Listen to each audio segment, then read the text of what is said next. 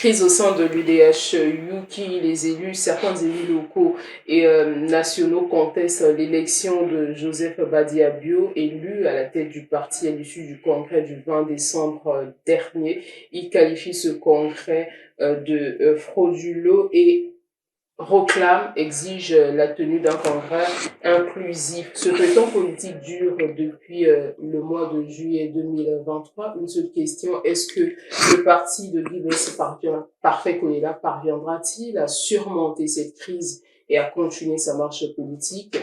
Suivez ce reportage. Cette déclaration de l'UDH-UKI est une réaction à une réunion organisée par certains membres sans autorisation de la direction politique présidée par Joseph Badiabio, président élu au congrès du 20 décembre dernier. Ce bureau politique entend veiller au respect des textes qui régissent ce parti politique. Des éléments dissidents opposés à la direction établie de notre parti persistent dans l'organisation des réunions illégales et non conformes aux textes réglementaires du parti. Ces agissements sont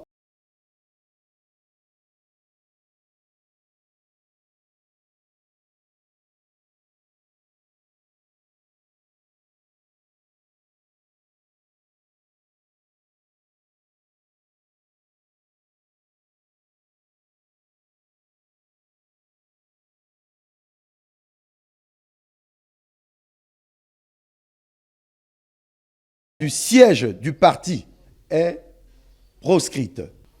Le bureau politique et son président, M. Joseph Badiabio, lancent un avertissement solennel à toutes celles et ceux qui sont impliqués dans ces manœuvres illégales.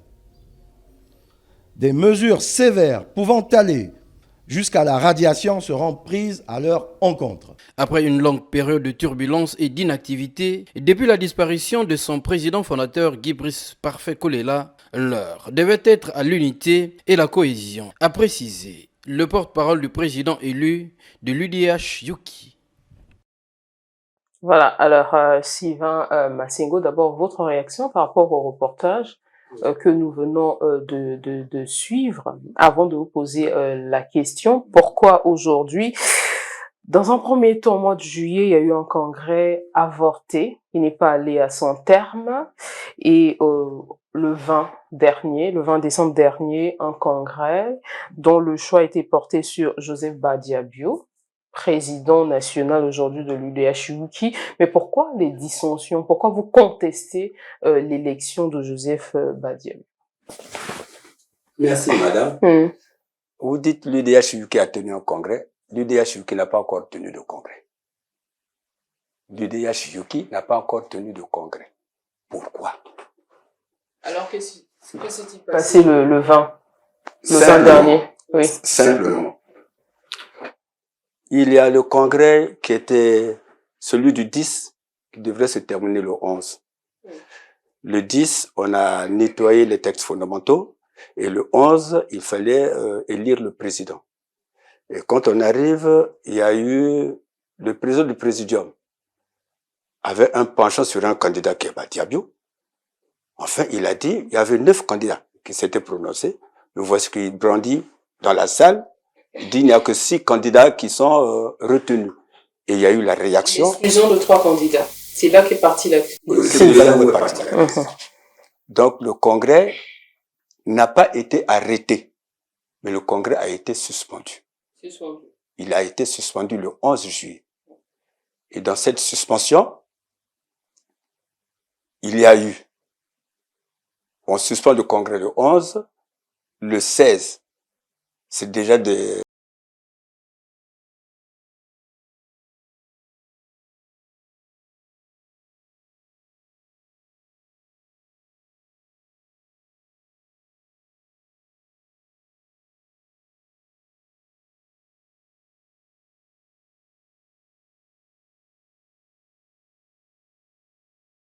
Et 6 autres ne sont pas membres du bureau politique. Et les 5 membres du bureau politique se constituent en un bloc pour écarter ceux qui ne sont pas au bureau politique. Pourquoi? Parce que ils ont raté déjà nos statuts.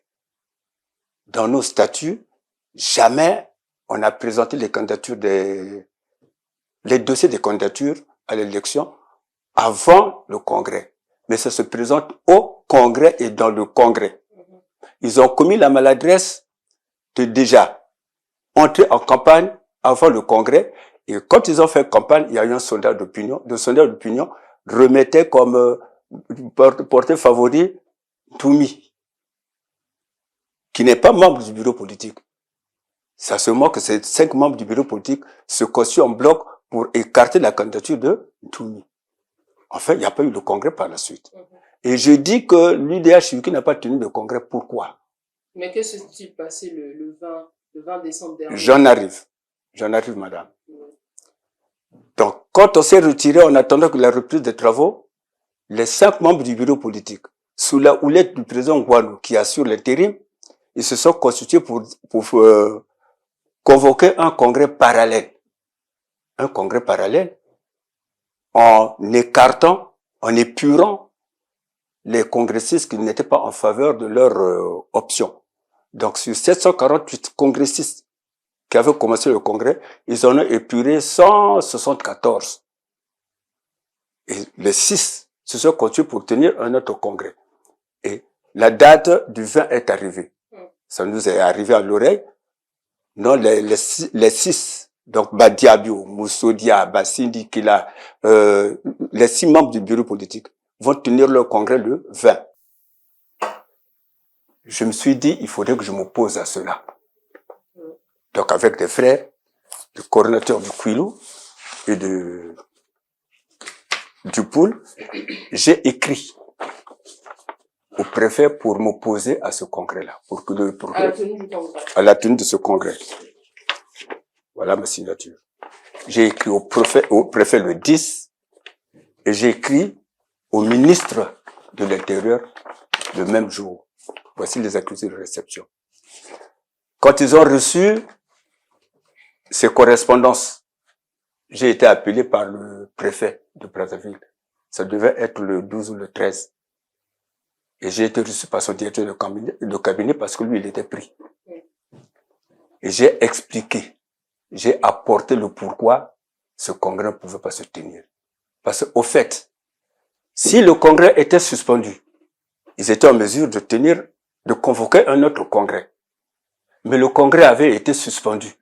Ils n'avaient plus donc droit de prendre d'autres actes qui vont modifier les actes précédents. Il fallait poursuivre le congrès, les travaux du congrès qui ont été suspendus au mois de juillet. Malheureusement, ils ont pris des actes convoquant un nouveau congrès, nommant de nouvelles, le comité d'organisation. Vraiment, ils ont tout modifié jusqu'à réduire le nombre de congressistes. Donc, ce n'était plus la poursuite des travaux. Madame, si vous voyez bien. Parce que la poursuite signifie ceux qui venaient de sortir reprennent les travaux en bonne et due forme. C'est comme si vous allez à Pointe-Noire, dans le parcours, il y a ce qu'on appelle pause pipi. Les gens sortent pour aller se soulager. Quand ils reviennent, non, le contrôleur il dit, ceux-là vous restez et on continue avec le reste. Non, on continue avec tout le monde jusqu'à bon port. Voilà. Ernest Dini, un feuilleton, entendre Sylvain Massengo, une crise. Est-ce que ce parti va survivre à cette crise interne? Bon, moi, je ne voudrais pas parler de la malédiction des Kolela. Quand je le dis, je pèse mes mots. Parce que tout ça va suivre le MCDDI avec la mort de Bakana Kolela. Ce qui s'est passé avec les mêmes parfaits, les Landry Kolela, la DRD, Mampouya, ouais. Et autres. Voilà que parfait qui reste au MCD avec son propre frère, alors crée aussi son propre parti, par la suite, après aussi des problèmes, et quand il meurt, malheureusement, on vit ce qu'on a vécu avec le parti que lui-même aussi a hérité de son père. Donc, sans être sociologue, expert en analyse politique ou politologue comme mon très cher Constant Yebara Peya, ou à l'époque Léon Justibombo.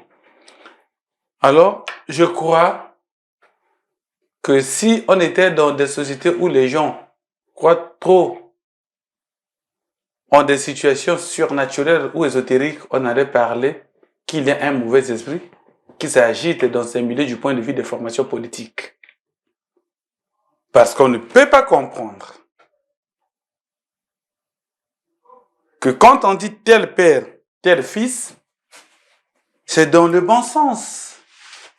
Dans le sens où dès qu'on voit, dit oui, ça c'est le fils d'un tel, voilà, son père a fait ça, lui il est en train de faire ça. Mais ce que nous voyons avec les Koulila, est-ce que ce qui se passe au sein de l'UDH-UK, c'est la guerre des égaux, parce qu'ils pouvaient bien Madame, mettre l'intérêt en fait, la du mort parti, de Koulila, oui. Parfait, Oui. a montré que, je l'ai déjà dit sur ce même plateau, a montré que, en réalité, Parfait Koulila n'était entouré que des mercenaires. Les mercenaires. Les mercenaires politiques. Et quand je le dis, je pèse bien mes mots, c'est parce que quand tu suis les gens, tout le monde se réclame de la mémoire des Koulila, de la continuité, et puis le parti s'appelle quoi? UDHU, ça veut dire quoi? Union des démocrates humanistes. Mais un démocrate, c'est d'abord un homme tolérant, un homme qui écoute, un homme qui comprend, un homme qui va vers l'autre quand l'autre ne comprend pas. Mais vous avez des gens qui s'agrippent sur des postures, alors qu'ils avaient même la médiation, qui est commandée par l'ancien ministre Mampouya, secondée par monsieur Miyuna. Tout ça, ça ne représente aujourd'hui plus rien. Alors, quand vous êtes dans ces contextes, c'est la guerre des égos. C'est la politique business qu'on voit jaillir pour ceux qui ont l'œil de bien regarder. Vous voyez? Si c'était rien que pour continuer, parce que Koulila avait dit, ça veut dire que d'aucuns disent, hein, c'est parce que Koulila avait dit battez-vous, bon. Voilà pourquoi on assiste. Ils se battent aujourd'hui. Ils se battent aujourd'hui. Alors que, ben, puisqu'il arrive, qu'on plaint qu'on assiste à des bagarres. En Pissa, j'ai fait déjà 2 reportages où il y a des bagarres. Au nom, le chef avait dit, battez-vous. Non, ça c'est une mauvaise interprétation. Voilà. Mais ça sort de vos propres milieux pour qui êtes membre du parti. Maintenant, ce qu'il faut dire, c'est que dans la situation actuelle, étant donné que les combats à la guerre ou le clash a éclaté juste après la mort de Guy Brice Parfait Koulila en 2021. La succession notamment, la guerre de succession à qui va prendre la tête parce que les gens ont compris, parti, gens ont compris effectivement que le parti c'était de l'argent de la même façon que aussi certains apôtres auraient compris après la mort de Jésus qu'il fallait continuer avec la prière aussi. Parce que au-delà du fait qu'il y a des retombées spirituelles, il y a aussi quelque chose du genre Mabonza et autres. Alors quand ils ont compris, tout le monde voulait maintenant être chef.